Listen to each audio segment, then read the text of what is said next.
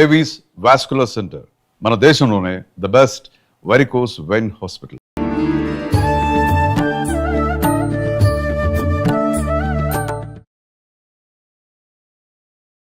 నమస్కారం, welcome to I dream. ధర్మ మార్గం విత్ విజిత కార్యక్రమానికి స్వాగతం. ప్రస్తుతం మనతో పాటు ఉన్నారు 109 బాబా సంత్ సదానందగిరి స్వామీజీ. ఇప్పుడు వారితో మాట్లాడి మరిన్ని విషయాలు తెలుసుకుందాం, మనకున్న సందేహాలన్నింటినీ కూడా నివృత్తి చేసుకునే ప్రయత్నం చేద్దాం. హరి ఓం స్వామీజీ. జై గురుదేవ్. స్వామీజీ, హనుమంతుల వారి విషయానికి వస్తే చాలా ఎక్కువగా ప్రాధాన్యత ఇస్తూ ఉంటారు హనుమంతుల వారికి ప్రతి విషయంలో కూడా. అసలు మామూలుగా రామాయణం విషయం చూసుకుంటే గనక మనకు ముందు నుంచి హనుమంతుల వారు రామాయణంలో ఉన్నట్టుగా మనకు చెప్పబడలేదు. కిష్కింద కాండ నుంచి హనుమంతుల వారు ఉన్నట్టుగా మనకు పురాణాలు చెప్తూ ఉన్నాయి, శాస్త్రాలు చెప్తూ ఉన్నాయి. మరి ఎందుకు ముందు నుంచి లేని ఒక క్యారెక్టర్ కి ఎందుకు అంత ప్రాధాన్యత అనేది నా క్వశ్చన్. ఇది చెప్పాలంటే రామనామ మహిమ ముందు చెప్తే హనుమంతుల వారి గురించి తర్వాత చెప్పుకోవచ్చు. అలాగే 4-5 కథలు వస్తే తప్ప హనుమత్ తత్వం అర్థం కాదు. మొట్టమొదట తెలియాల్సింది రామతత్వం. రామ అనే 2 అక్షరాలు ఎందుకు అంత ఫేమస్ అయింది? ఔంకారం లేని మంత్రము పనికిరాదు అంటారు. ఏ మంత్రానికైనా కానీ ఔంకారం ఉంటుంది, కానీ శ్రీరామచంద్రుడికి ఔంకారం అవసరం లేదు. జానకి రామ సీతారామ అంటామే కానీ ఔం శ్రీరామ అని అనం. శ్రీరామ అంటాం, ఔం రామ అని ఎవరు అనం. ఎందుకంటే ఆ ఏకాక్షరంగా మారుస్తే రామ్ అన్నప్పుడే దాంట్లో ఔం నిగుడీకృతంగా ఉంది. అన్నిటికీ మించి వైష్ణవులందరికీ గొప్ప మంత్రం ఓం నమో నారాయణాయ, అష్టాక్షరి మంత్రం. నారాయణాయలో నుంచి రా తీసేసి చదవండి, నా ఆయనాయ, ఆయనాలే లేవు అన్నటువంటి భ్రష్ట మంత్రం వస్తుంది. ఆ మంత్రం చచ్చిపోతుంది. అష్టాక్షరి గొప్ప మంత్రం. ఆ మంత్రంలో ఈ రా అనేది ప్రాణాక్షరం. ఓం నమో నారాయణాయ, నా ఆయనాయ, ఆయనాలే లేవు, విరుద్ధార్థం వచ్చేస్తుంది. ఆ అష్టాక్షరిలో రా ప్రాణాక్షరం, 2వ అక్షరం. దానికి ఉన్న ఆ ప్రాధాన్యత పోయింది ఒక్క అక్షరం తీసేయటం వల్ల. అష్టాక్షరి నాశనం. అవును అవును.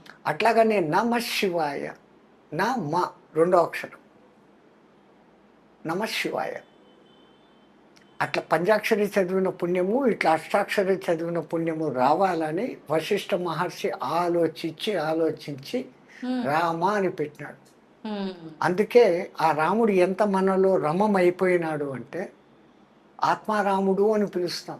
ఆత్మ గోవిందుడు అనం, ఆత్మ దుర్గా అనం, ఆత్మ వెంకటేశ్వరుడు అనం, ఆత్మ శివుడు అనం, ఆత్మ రాముడు అంటాం. ఆకలిగా ఉన్నవాడికి ఒకడికి అన్నం పెడితే తినేసి నా కడుపు చల్లగా చూసావు, నా ఆత్మారాముడు చల్లబరిచావయ్యా అంటాడే కానీ ఇంకోటి అన్నాడు. అంతగా మన జీవితాలలో మమైకమైంది. కారణం ఏంటంటే ఆ రామ అనే 2 అక్షరాలు నిడిచిపెట్టి ఏకాక్షరంగా పలికిన రామ్ అని పలికిన అది అగ్ని బీజాక్షరం. మన షట్చక్రాలలో మణిపూరక చక్రము మన సెంటర్లో ఉంది. మూలాధారం, స్వాధిష్టానం, 3వది ఇది. అది అగ్నితత్వం. ఆ అగ్ని ఉండబట్టే మనం ఇట్లున్నాం. ఆ అగ్నిని కంట్రోల్ చేసేదానికి ఇడా పింగళ అనే సూర్యనాడులు, చంద్రనాడులు మన సమశీతోష్ణ స్థితిని పెడతా ఉంటే మనం ఉన్నాం. ఆ అగ్ని ఎక్కువైనా, టెంపరేచర్ ఎక్కువైతే జై శ్రీరామ్, ఆ అగ్ని తక్కువైనా, లో టెంపరేచర్ అయితే జై శ్రీరామ్. అంతే. ఇన్ని అర్థాలు పెట్టి ఆ రామమంత్రం పెడితే రోమములో దాన్ని నింపుకున్నవాడు హనుమంతుడు. ఈ రామ్ రామ్ అని చదువుతుంటే ఆయన బ్రెయిన్లోని 10,000 కోట్ల న్యూరాన్సే కాకుండా శరీరంలోని కణము రామనామాంకితం అయిపోయింది. అందుకని రాముడి కన్నా, రామ బాణం కన్నా రామనామం గొప్పదని నిరూపించిన మహానుభావుడు హనుమంతుడు. ఇంకా చెప్పాలంటే విష్ణుమూర్తికి తెలివి ఎక్కువ. బ్రహ్మదేవుడు ఎట్లాంటి వరాలు ఇచ్చినా కానీ ఆ వరాలలో ఉన్న లూపు హోల్ను కనిపెట్టి బ్రహ్మవరాలు దెబ్బ తినకుండానే ఆ రాక్షసుని చంపుతూ ఉంటాడు ఆయన. తెలివి అంత తెలివి, అందుకే విష్ణు జిష్ణు అంటారు. జిష్ణు. ఆయన నామావళిలో ఉమ్, విష్ణు అన్న పేరు వస్తుంది, జిష్ణు అన్న పేరు వస్తుంది. ఆ, అంటే హయ్యెస్ట్ ఇంటెలిజెంట్, తెలివిపరుడు, జ్ఞాని అని అర్థం. ఆహా, అటువంటి ఆయనకు మరి రాక్షస సంహారం చేసేటప్పుడు ఉమ్, శివశక్తి అవసరమైంది. ఉమ్, శివుడికి జ్ఞానం లేదు అనలేం, ఆ, కానీ బలము అత్యంత గొప్ప బలం. ఉమ్, ఎక్కడ అతి శక్తివంతమైన రావణాసురుని లాంటి వాడిని చంపాలా అంటే ఉమ్, శివశక్తి తోడ్పడాలి. అంజనాదేవి హనుమంతుని తల్లి తపస్సు చేసింది శివుని గురించి. ఉమ్, శివుడు ప్రత్యక్షమయ్యాడు. అమ్మ నీకేం వరం కావాలో కోరుకోను, నీ అంశతో నాకు కొడుకు కావాలా, నీ తేజస్సుతో నాకు కొడుకు కావాలా అని. అంటే ఆయన అన్నాడు, నా తేజస్సును పార్వతీదేవే భరించలేక గంగానదిలో వదిలిపెట్టేస్తే ఉమ్, కొన్ని ఏండ్లు ప్రవాహంలో పోయి శరవణాలకు తగిలి 6 ముక్కలై చల్లబడితే ఆ, శరవణభవుడు అనే సుబ్రహ్మణ్యుడుగా వచ్చాడు. నా తేజస్సును పార్వతే భరించలేదు, మానవకాంత, అందున నువ్వు వానరకాంత, నువ్వు నా శక్తి ఎక్కడ భరిస్తావు, నేను ఇవ్వను ఈ వరం అంటాడు. ఇస్తే ఈ వరం, లేకుంటే పోను. ఆయన పైకి వెళ్ళిపోతాడు. ఉమ్, అక్కడ ఆలోచిస్తాడు, జగత్సర్వం దైవాధీనం, తద్దైవం మంత్రాధీనం, తద్మంత్రం సాధకాధీనం, ఉమ్, తస్మిన్ కారణేవా సాధక సర్వోత్కృష్ట. దేవుడి కన్నా సాధకుడు గొప్పోడు, రమ్మంటే వాడు రావాలి. ఉమ్, మంత్రానికి కట్టుబడి జగత్తంతా ఆయన కంట్రోల్లో ఉంటే, అవును, ఆయన ఎవరి కంట్రోల్లో ఉన్నాడంటే మంత్రం కంట్రోల్లో ఉంటాడు. ఆ మంత్రం ఎవరి కంట్రోల్లో ఉండంటే సాధన చేసేవాడి కంట్రోల్లో ఉంది. ఇప్పుడు ఎవడు గొప్ప? తో ఆయన అక్కడ పోయి ఆలోచించి, మరి నేను వరం ఇచ్చి తీరాల, అవును, నా శక్తిని ఆమెకి ఇస్తా, భరిస్తుందో చస్తుందో నాకు సంబంధం లేదు ఆ, అని ఆ, అగ్నిదేవుణ్ణి రమ్మంటాడు. ఆయన వచ్చి, ఇప్పుడు నేను నాకు కొంచెం తేజస్సును నీ చేతికి ఇస్తాను, ఉమ్, తీసుకెళ్ళి అంజనాదేవికి ఇచ్చేయ అంటాడు. తీసుకుంటాడు ఆయన. కైలాసం దాటేంత వరకు అగ్నిదేవుడికి ఏం కాలే. ఆ, కైలాసం దాటి కాలు బయట పెట్టగానే ఆ, అగ్నిదేవుడే మండిపోను మొదలు పెట్టాడు ఆ శివ తేజస్సు. ఓ, మనిషికి ఆపద వస్తే బంధువుల దగ్గరికి పోడు, ఆ, స్నేహితుల దగ్గరికి పోతాడు. బంధువుల దగ్గరికి పోతే ఆ బంధువులు ఏమంటారు, ఇంకా అప్పుడు చులకనగా అంతా ఎగిరావు, ఇప్పుడు పోగొట్టుకొని మా దగ్గరికి వచ్చావా, కష్టం వస్తే మేమా అని ఎగతాళి చేస్తాడు. వాస్తవం. అదే స్నేహితుడైతే సాయమన్నా చేస్తాడు, స్వాంతన మాటలన్నా చెప్తాడు, కానీ గేలి చేయడు. ఉమ్, తో అగ్నిదేవునికి స్నేహితుడు గాలి. ఉమ్, వాయువు. ఎక్కడ వాళ్ళిద్దరు జంట పదం. ఆ, మంటలు ఎక్కడైనా మండినాయంటే గాలి వస్తే మంటలు ఇంకా ప్రేరేపిస్తాయి. అవును, అవును, ఆక్సిజన్, మంట మండాలా అంటే హైడ్రోజన్, దానికి పక్కన ఆక్సిజన్ ఉండాలి. ఉండాలి. హైడ్రోజన్ అగ్నిదేవుడు అయితే ఉమ్, పక్కన ఉండేవాడు వాయుదేవుడు వీడు. ఉమ్, తో ఆయన తలుచుకుంటాడు, ఏం నీ సమస్య అంటాడు. ఆ శివుడు నాకు ఈ డ్యూటీ పెట్టాడు, ఉమ్, నేను అంజనా దగ్గరికి పోయేంత లోపల నేను భస్మం అయిపోతాను, నన్ను కాపాడు అంటాడు. ఉమ్, ఆ తేజస్సు నా చేతికి అని హిమవత్ పర్వత సానువులలో బర్రు బర్రు బర్రు అని తిరుగుతాడు. ఉమ్, ఆ హిమాలయాల శీతలానికి ఆ శివతత్వ తేజస్సు శక్తి ఉష్ణత తగ్గుతుంది. ఆహా, ఆ తగ్గినప్పుడు అంజనాదేవి ఎప్పుడు ఇస్తావు శివ అని కూర్చొని ఉంది. ఆ, వాయుదేవుడు తెచ్చి ఇదమ్మా అని వేసాడు. ఇందుకని మనం వాయుపుత్రుడు అంటున్నాం. వెనకల కారణము ఆమె కోరిక శివుడు. శివుడు ఆ విధంగా హనుమంతుడుగా ఎందుకు పుట్టాల్సి వచ్చిందంటే దానికి ఇంకో కథ ఉంది. ఉమ్, రామాయణంలో ఈ కథలు రావు. అవును, అవును, అన్ని పురాణాలు చదివితే తప్ప రామాయణం అర్థం కాదు. అందుకే వ్యాసుల వారికి రామాయణం ఎంత ఇష్టము అంటే, రామాయణం వినా పురాణం పూర్ణం కాదు అని రాసేశాడు. ప్రతి పురాణంలోనూ రామాయణ కథ ఉంటుంది.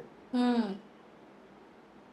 పురాణానికి కొన్ని లక్షణాలు ఉంటాయి, మన్వంతరము అది ఇది అనేసి ఆ, 6 లక్షణాలు ఉంటే దాని పురాణం. ఉమ్, 7వ ముఖ్య లక్షణం ఏంటంటే రామాయణ కథ లేకుండా పురాణం పూర్తి కాదు అని. ఆ, నవం ఎప్పుడు కొత్తగా ఉండేది అని పురాణాలకు పేరు. ఉమ్, మొదట 18, దానికి ఉప పురాణాలు 18, ఔపప పురాణాలు 18, 54 పురాణాలు ఉన్నాయి. ఆ, ఏ పురాణం అన్నా చదవండి, దాంట్లో రామకథ ఉంటుంది. ఉమ్, ఈ చిన్న చిన్న కథలు అక్కడ వస్తాయి. ఈ అంతా సమగ్రంగా చదివితే తప్ప రామాయణం అర్థం కాదు. అర్థం కాదు. ఒకానొక సమయంలో ఒక రాక్షసుడు శుంభాసురుడు అనేవాడు ఎవరో, ఉమ్, ఆడు కూడా తపస్సు చేసి చిరంజీవత్వం పొందాల, కానీ ఈ బ్రహ్మ చిరంజీవత్వం ఈడు. ఆ, ఎంత టెక్నికల్గా వరాలు అడిగినా కానీ ఆ జిష్ణు చంపేస్తాడు. ఉమ్, విష్ణుకు కూడా దొరకని లాజిక్ని మనం ఏదన్నా పట్టుకొని చిరంజీవత్వం సాధించాలా అని ఆలోచించి ఆలోచించి మనసులో ఒక థాట్ వస్తుంది. ఆ థాట్ పెట్టుకొని తపస్సు చేస్తాడు. ఆ, బ్రహ్మదేవుడు ప్రత్యక్షమవుతాడు. ఒక వారం తర్వాత రా, వారం అడుగుతాను అంటాడు. ఉమ్, ఈ వారంలో మళ్ళీ ఆలోచిస్తాడు. ఎటువంటి వరం అడిగితే విష్ణుమూర్తి కూడా నన్ను చంపలేడు. ఆ, వారం రోజులు బాగా ఆలోచిస్తాడు. బ్రహ్మ వచ్చేస్తాడు. వారం అయిపోయింది, ఏం వారం కాదు. ఏం లేదు, నా చేతిలో కత్తి ఉండి ఆ, ఆ కత్తితో నాకే గాయమైతే, నా కత్తితో నాకే గాయమైతే నేను చావాలి, లేకపోతే నేను చావకూడదు. బ్రహ్మ ఓరి పిచ్చోడా, ఇది ఎక్కడ వరంరా, ఉమ్, ఇన్నాళ్ళు తపస్సు చేసి వారం టైం అడిగి అవును. ఇంత పిచ్చి ప్రశ్న, ఏ పిచ్చిదో మంచిదో నాకు ఈ వరం అన్న ఆయన ఏమనుకోకుండా తదాస్తు అని వెళ్ళిపోయాడు. ఆ, బ్రహ్మ అటు పోంగానే వీడు ఇంకా నా జీవితంలో నేను కత్తిని ముట్టనుగాక అని ధారగా వదిలినాడు. ధారగా వదిలితే ఇంకా మళ్ళీ తిరిగి తీసుకోవడం ఉండదు. Okay, okay. ధార అనేది ధార పోయడం. ఆహాహా. మనం కూడా అంటాం నీదంతా నాకు ధార పోయని ఊరికే అంటాం. అవునవును. ధార పొయ్యాల. ధార అంటే నీటి ధార. Okay, okay. అందుకే బలిచక్రవర్తి వామనుడు వచ్చినప్పుడు ఉమ్, నీకేం కావాలా అడుగు అంటాడు. ఆ, ఒక్క అడుగు అడగను, 3 అడుగులు అడుగుతాను అంటాడు. మీ తెలుగులో చమత్కారం ఇదే. అడుగు అడుగు అంటే అడుగులు అన్న అర్థం ఉంది. అవును. పూచో, ఆ, హిందీలో మేము పూచో అంటాం. అవును. ఈ తెలుగులో ఈ అర్థం ఉంది. నీకేం కావాలో అడుగు అంటే ఒక్క అడుగు అడగను, 3 అడుగులు కోరికలు కోరతాను అన్నాడు. ఆ, అడుగు అడగడం అంటే కోరిక. అడగటం, అంతే. చలో మాంగ్లే అన్నాడు. మరి ఇచ్చేటప్పుడు నాకు ఉమ్, నేను అడిగింది నాకు ధార పోసి అన్నాడు. ఆ, అంటే ఇంకా నేను మాట తప్పను, తప్పను. ఇంకా ఇస్తాను అని. ఉమ్, ఆ ధార పోసేటప్పుడు శుక్రాచార్యుడు అడ్డం వస్తాడు.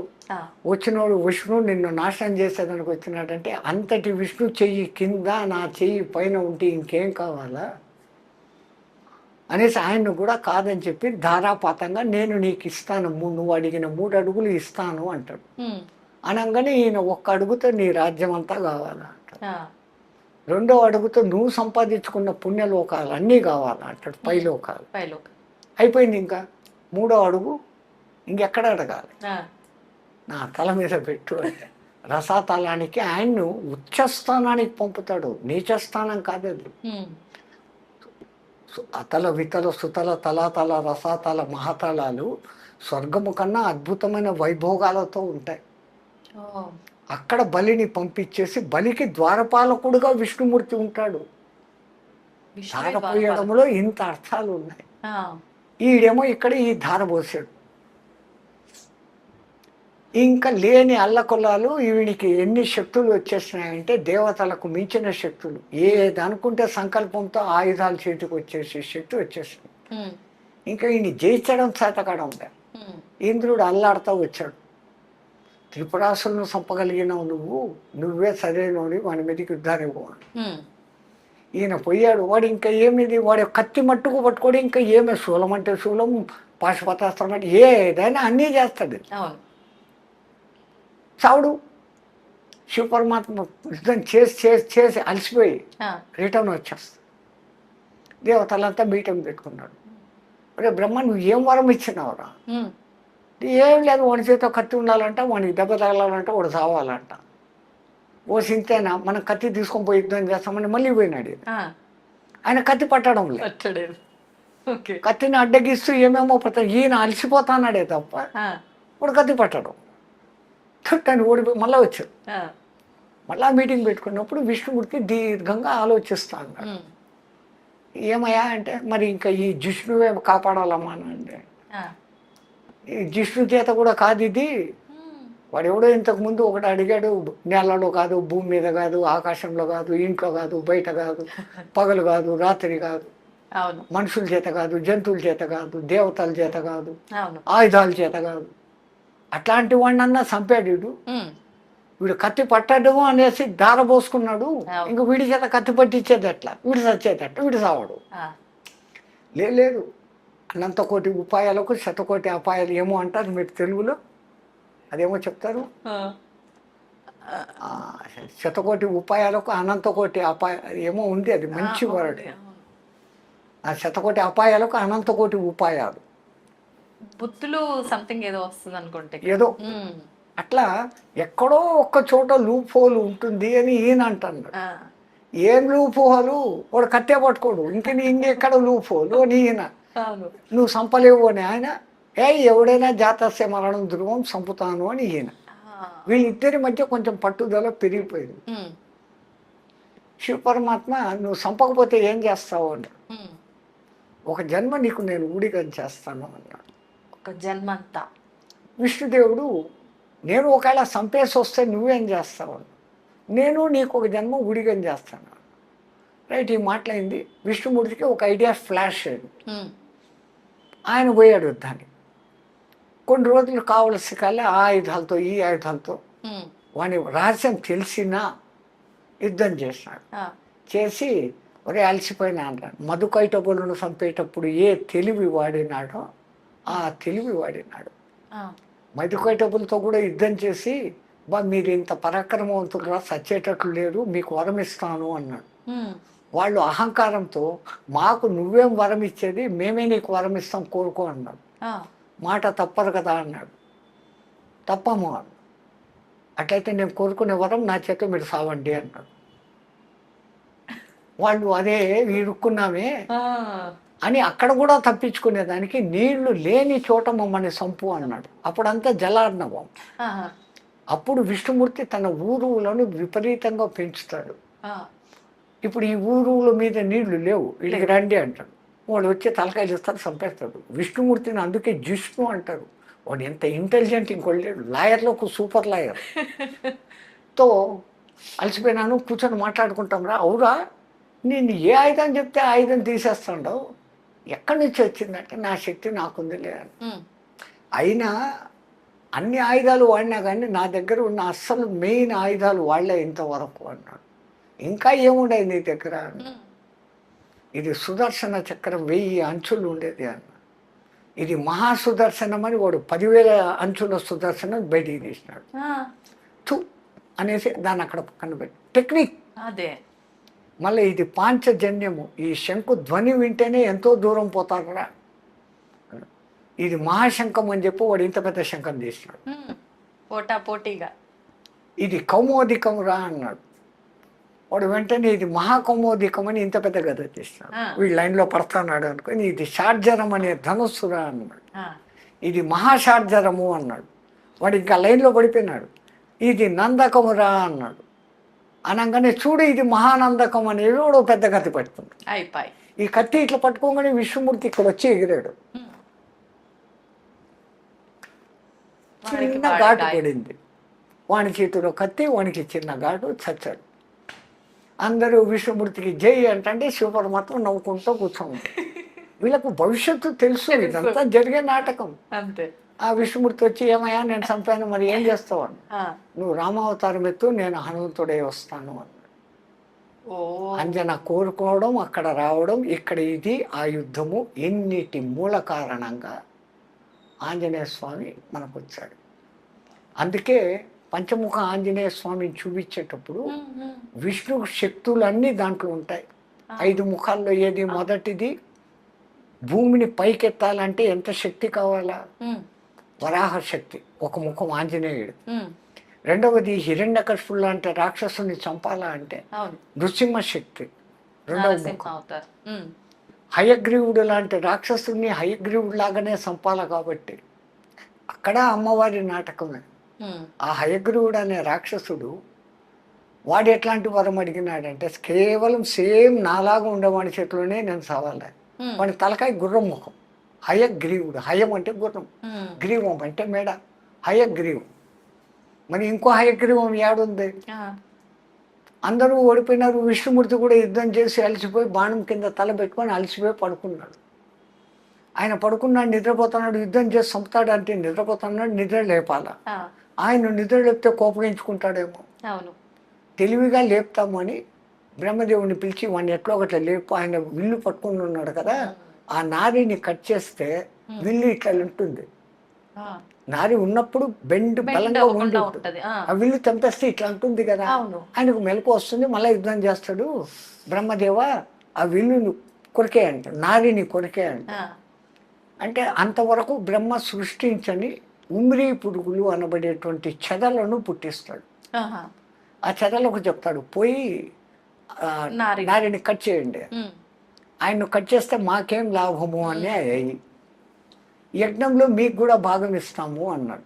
ఆహాహా. ఆ మాట విని అయిపోయినాయి. ఉమ్, ఇప్పుడు కూడా సాంప్రదాయంగా యజ్ఞం జరిగిన తర్వాత యజ్ఞం పూర్తయిన 2వ రోజు లోపల తవ్వితే ఉమ్, కింద మీకు ఆ చెద పురుగులు కనపడతాయి. ఓ, ఆ పరుగులు కనపడినాయి అంటే మీ యజ్ఞం సక్రమంగా చేసినట్టు. ఓకే. యజ్ఞం అంటే మామూలు విషయం కాదమ్మా. ఆ, సుక్కు శృవాల శుద్ధి, భూశుద్ధి, వాస్తు శుద్ధి, ఇటుకల శుద్ధి, ఉమ్. ఆ హోమద్రవ్యాల శుద్ధి, ఇన్ని చేస్తే యజ్ఞం. అది హోమము యజ్ఞము మధ్య తేడా ఏంటి స్వామి? పేర్లు అదే.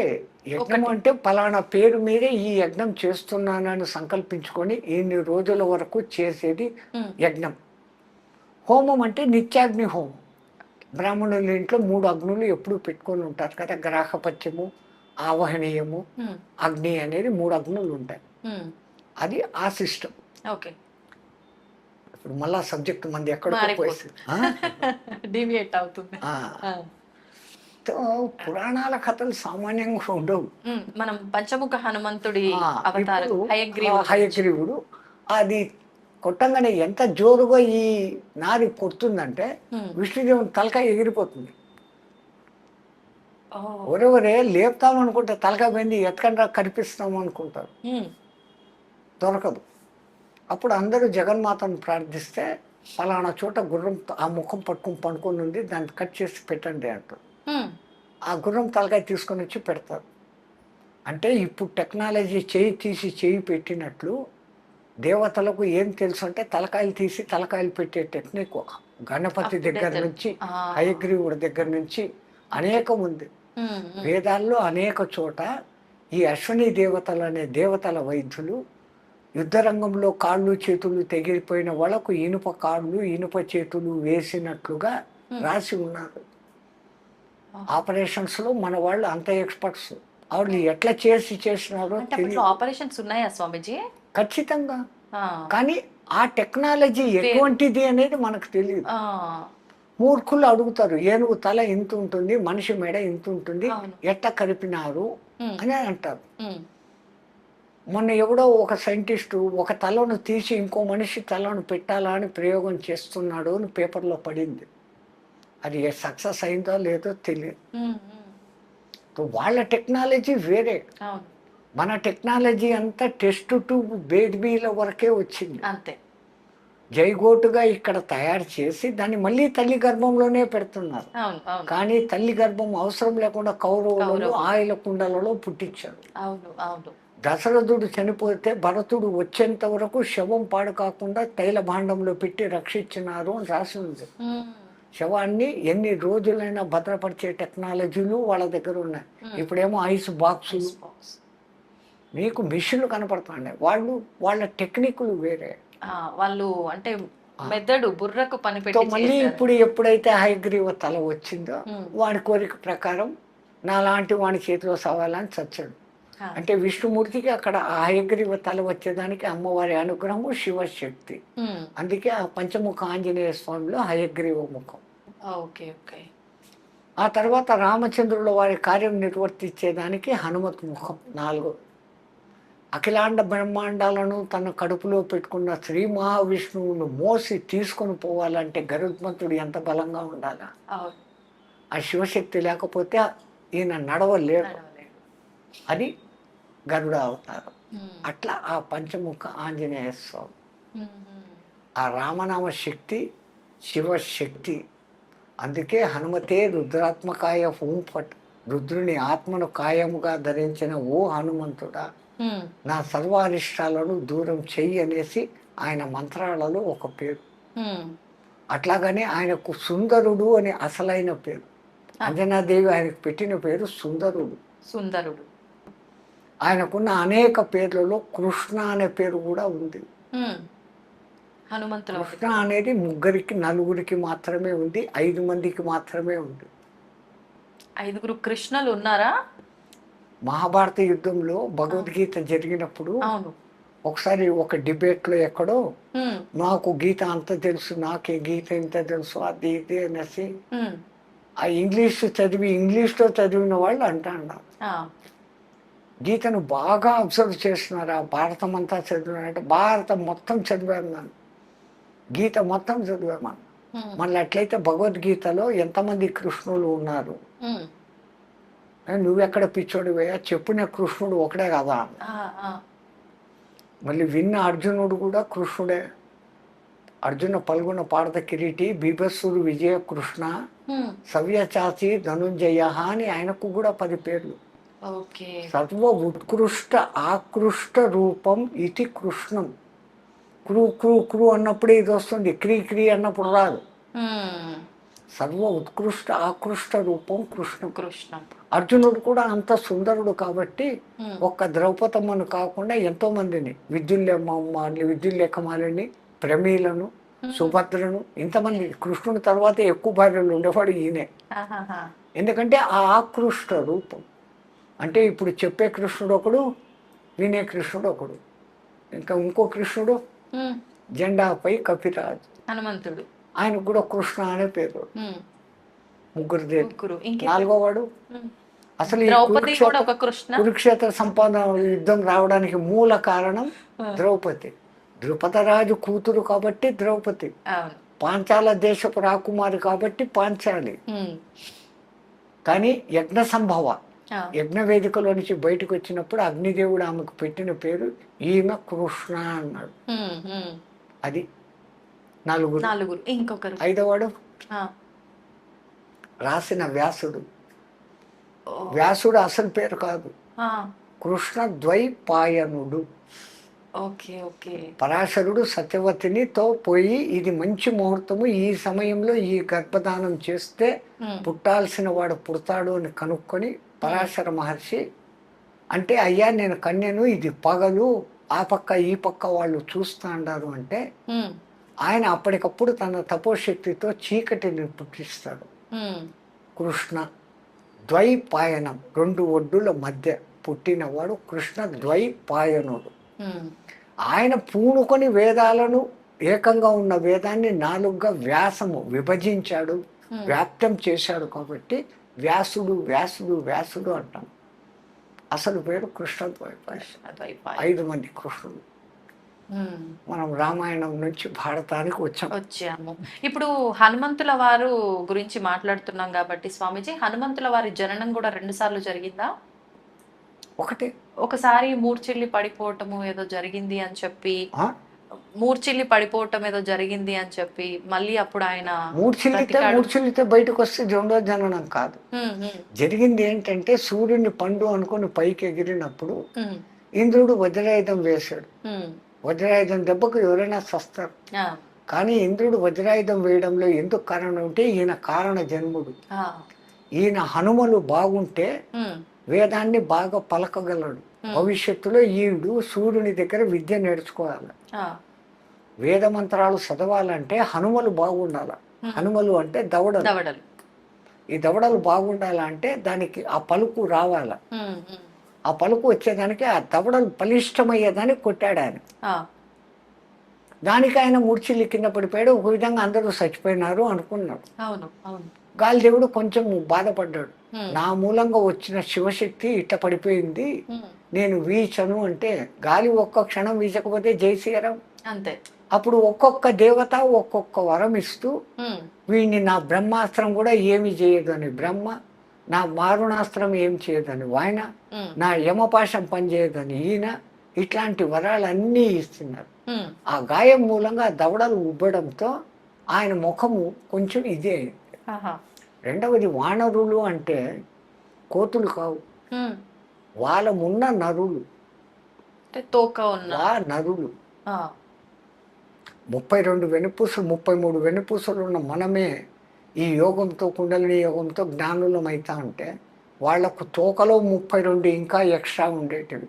64 చతుషష్ఠి, ఉమ్, 66 ఆ వెన్నుపూసలతో వాళ్ళు ఎంత శక్తిమంతులుగా ఉంటారు. అది అవును. ఒక జాతి ఒక కాలంలో ఉండేది, రామాయణ కాలం. ఉమ్, ఆ జాతి అంతరించింది. ఉమ్, కోతులు అని మనం అనుకుంటాం. అనుకుంటా. అవును. మరి కోతి కోతుల కోతి నుంచి వచ్చి చేష్టలు ఉంటే అంటాం. హనుమంతుడు ఆ రాజ్యం ఏంటే ఆ, ఇప్పుడు అన్ని కోతులు ఉన్నాయి, ఇన్ని రకాల కోతులు ఉన్నాయి, ఒకటి ఇంతవరకు మారలేదు. అవును. ఆ కోతుల నుంచి మనిషి వచ్చినాడు అంటున్నారు. ఆ, మరి కోతులుగానే ఉండాయి. అవును. అవన్నీ మారి మనుషులుగా అవ్వాలిగా మరి, నిజంగానే మీరు అన్నట్టు. పోనీ ఇంత కాలంలో ఏ చింపాంజీను ఆ, ఏ గొరిల్లాను కొద్దిగా మార్పులు అయ్యి మనిషిలాగా కావడం లేదే. లేదు. స్వామీజీ, శివుడి గురించి ఇందాక మీరు కైలాసం దాటిన తర్వాత అగ్నిదేవుడు దాటని వరకు ఏమవ్వలేదు, దాటిన తర్వాతే మార్పు జరిగింది అన్నారు కదా. అంటే నిజంగా శివుడు కైలాసంలో ఉంటాడా? కైలాసం అనేది నిజంగా ఉందా? ఇప్పుడు మన కళ్ళకు కనపడేటివి గ్రహ నక్షత్ర తారాల వరకే. ఉమ్, స్వర్గలోకము, ఇంద్రలోకము, వరుణలోకము, ఉమ్, వాయులోకము, ఇవన్నీ లోకాలు ఉన్నాయి. ఆ, ఒక్కొక్క దేవతకు ఒక్కొక్క లోకము. యక్షలోకము, కిన్నరలోకము, కింపురుషలోకము, సిద్ధలోకము, సాధ్యలోకము, చాణూరలోకము, ఇన్ని రకాల లోకాలు ఉన్నాయి. ఉమ్, అవి ఏంటి అంటే ఒక మానవుడు మామూలు స్థాయి నుంచి సాధన బాగా చేస్తే మానవ గంధర్వ పొజిషన్లోకి వస్తాడు. అంటే మంచి సంగీతకారుడు, మీ ఆంధ్రాలో ఘంటసాల, మా హిందీలో మహమ్మద్ రఫీ, మన్నాడే, ఇట్లాంటి వాళ్ళు మానవ గంధర్వులు.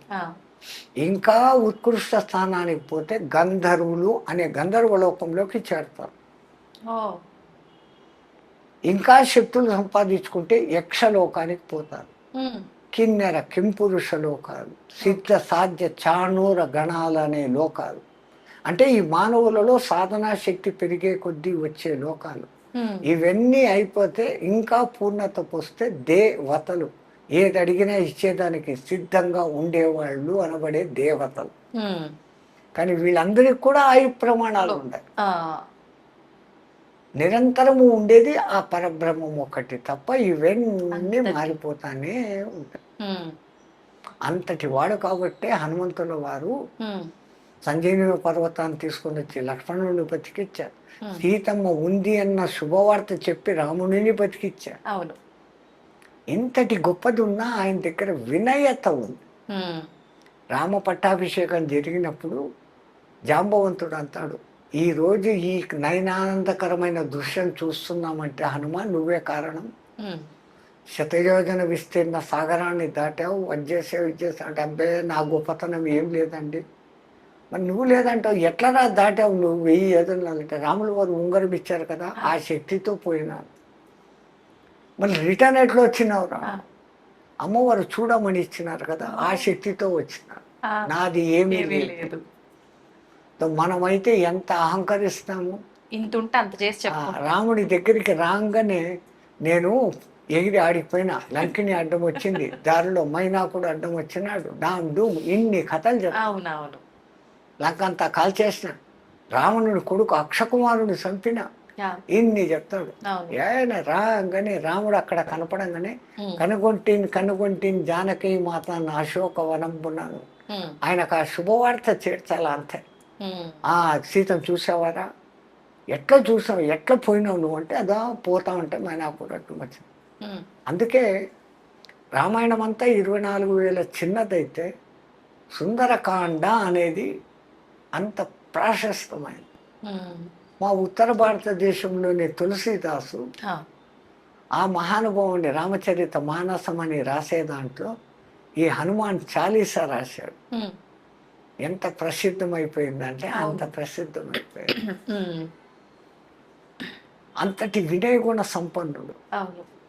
అలా సుందరకాండ మరి ఎందుకు ఏం చేసినా సుందరకాండ పారాయణం చెంది తప్పులు పోతాయంటే, సుందరకాండలో ఉన్న అంతర్గత రహస్యాన్ని మనం తెలుసుకోవాలి. బాహ్యానికి సుందరకాండ చిన్నది. హనుమంతుల వారు ఈ దిక్కు నుంచి ఎగిరారు, ఆ దిక్కు పోయారు. సీతను చూశారు, లంకలు కలిసి వెనక్కి వచ్చారు, అయిపోయింది. అవును. తర్వాత యుద్ధకాండ. ఆ. మరి ఎందుకు అంత ప్రాశస్తం అంటే ఒక సాధకుడు, ఉమ్. ఒక మానవుడు, ఇవి అన్ని కథలు అక్కడ ఉన్నాయి. ఉమ్. సీత అనబడే జీవుడు మరీచుడు అనే మాయలో పడతాయి. ఆ పేరే మరీచిక. మరీచిక అంటే ఎండమావి. సంస్కృతంలో మరీచిక అంటే ఎండమావి. ఉమ్. ఎండమావి ఏముంటుంది? ఉమ్. ఆ ఎడారుల్లో నీళ్లు ఉన్నట్లు కనపడుతుంది. ఉమ్. నీళ్లు ఉండవుగా. అవును, ఉండవు. చూడండి రామాయణంలో ఆ పేర్లు ఎంత భద్రంగా పెట్టినారో. ఉమ్. మరీచిక అనే మారీచుడు ఆ. మాయలో సీత అనే జీవుడు పడితే ఉమ్. రాముడు అనే దేవుడికి దూరం అయిపోతాడు. ఆ. మరి దూరమైన జీవుణ్ణి మళ్ళీ రాముడితో కలపాలంటే ఒక ఉత్తమ గురువు ఉండాలి. ఆ. ఉత్తమ గురువుగా ఉండాలంటే ఉత్తమ గురువు లక్షణాలు ఉండాలి. ఉమ్. హనుమంతుడు ఈ పక్క నుంచి ఆ పక్కకు ఎగిరేటప్పుడు ముందు అడ్డం వచ్చినోడు మైనాకుడు. మైనాకు. ఆయన వచ్చి మీ తండ్రి రక్షించబట్టి నా రెక్కలు మిగిలి ఉన్నాయి, ఉమ్. లేకుంటే ఆ ఇంద్రుడు మొత్తం అందరి మా కులమ్మ వాళ్ళందరి రెక్కలు పగలగొట్టేశాడు. అవును.